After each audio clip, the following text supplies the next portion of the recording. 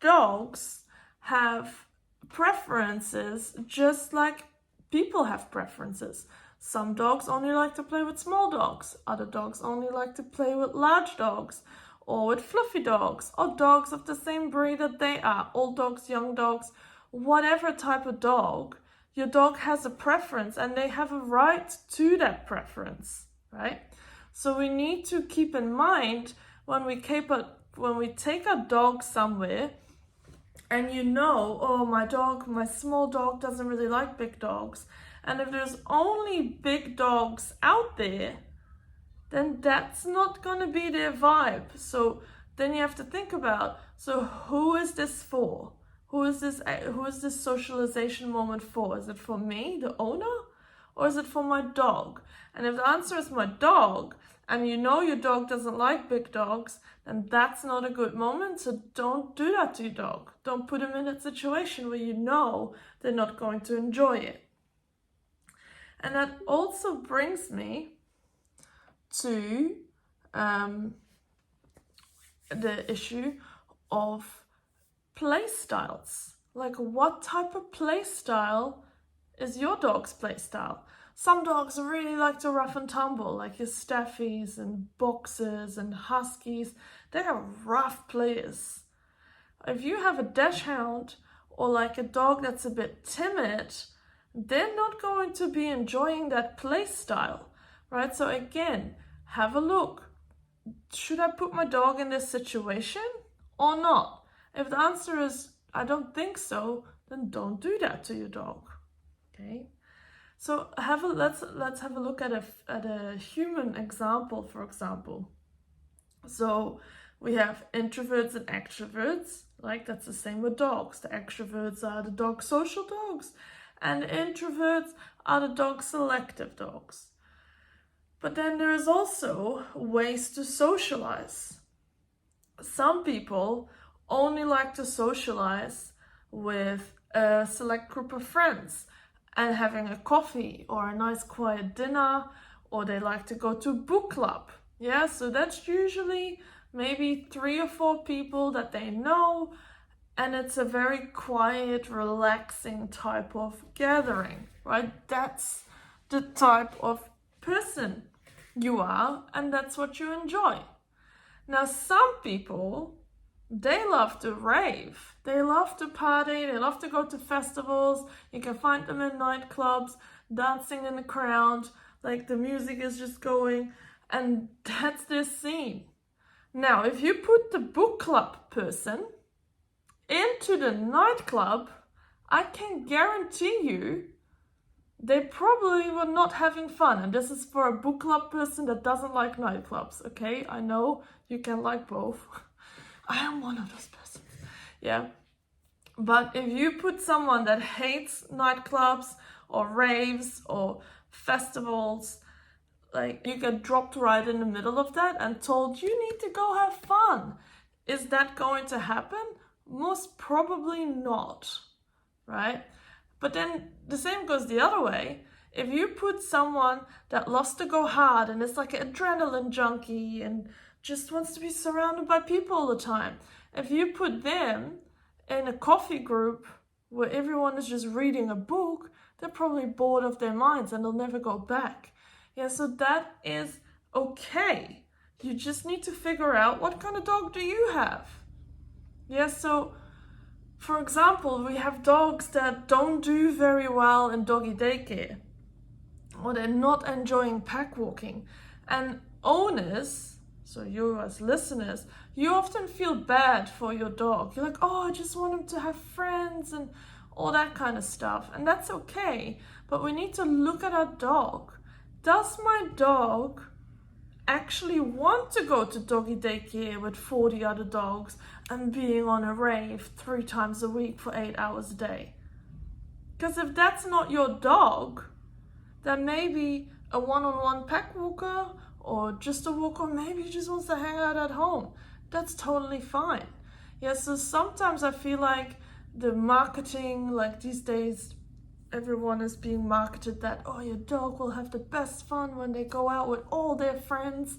Well, some dogs don't like that. And that's okay. Like, you don't have like a weird dog or you didn't do anything wrong. That's just your dog. They're just not that interested in hanging out with 30 other dogs.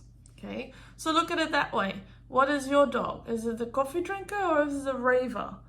On the scale of sociability for dogs, we can kind of divide them into 4 groups.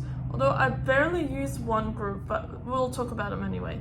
So we have dog social dogs.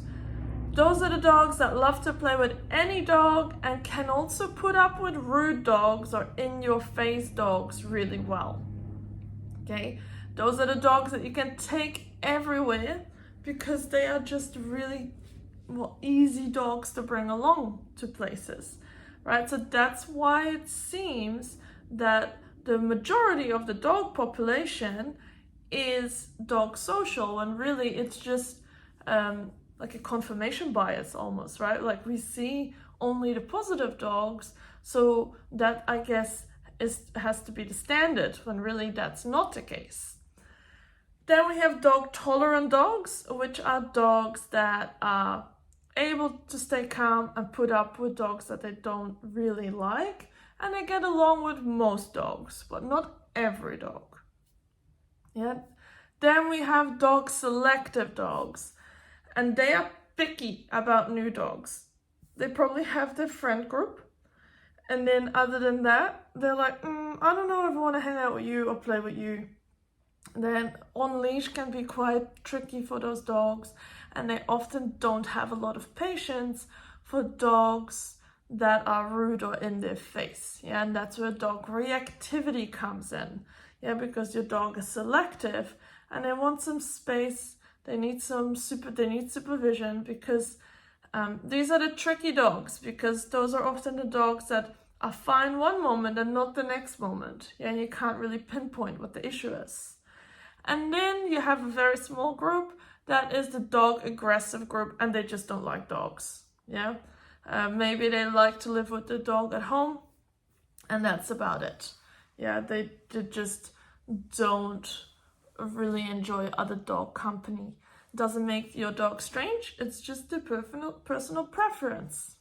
So now that we know that, you can figure out, okay, this is what my dog likes, so now I'm going to stop putting him in a situation that he hates or where he will fail. Because if I put my raving dog into a really quiet pack that only wants to lie down, he's going to be the annoying dog that keeps pestering and being told off.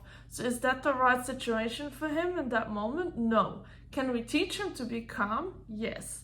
But if that's his socialization time of, hey, I want to meet new friends, that's not the group for him. And the same goes the other way. If you want to have your dog to have social time, but they rather go on a walk with another dog, but you throw them in with 15 other dogs, you might be creating a dog with some reactivity issues later on. Okay, so you might have to look at that. Then there's the other bit that I want to talk about, and that is what happens when your dog turns about 18 months of age. When dog trainers like me get a phone call from dog owners that go like, oh, my dog was always so good and we socialized him heaps, and suddenly he's not interested in other dogs anymore. The first question I ask, and I know some of my colleagues ask, is, how old is your dog? Or when did this start? Like, what age? And very, very often that age is 18 months old or 20 months, like around 1.5 years old. And the reason for that is because your dog is maturing and is becoming an adult at that time. And I like to explain it this way. So if we look at dogs and compare them to kids, like, I'm fully aware that dogs and kids are not the same, but just for the sake of development, we're going to use that as an example, right? So when dogs are puppies, they're the same as like toddlers or kindergarten kids. Yeah, they are happy to play with anyone and everyone. Like, you literally walk up and say, do you want to be my friend? And I say yes, for the majority of the kids. Not all kids, not all dogs, right? But we're going to go with majority right now. And that's the same with puppies. Puppies are happy to play with anyone, everywhere. You know, some might be a little bit anxious, but once they get over that, they're generally fine. Then as kids get a bit older and they go to intermediate school or middle school, or you know, around that 12 to 14 years of age, they become more selective.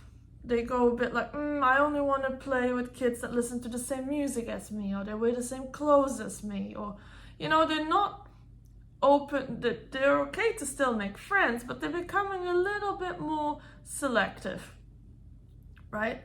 And that's the same with dogs. When they slowly head into those teenage stages, they can become a little bit more like, I'm not sure about those. Yeah, like, do I want to play with this dog or not?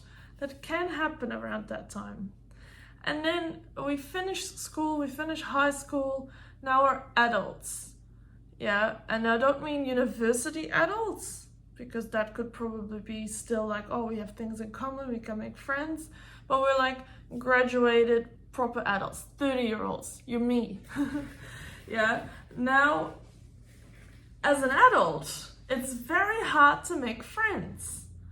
It's not impossible, and I'm not like a giant extrovert, so I'm sure for proper extroverts it's much easier, right?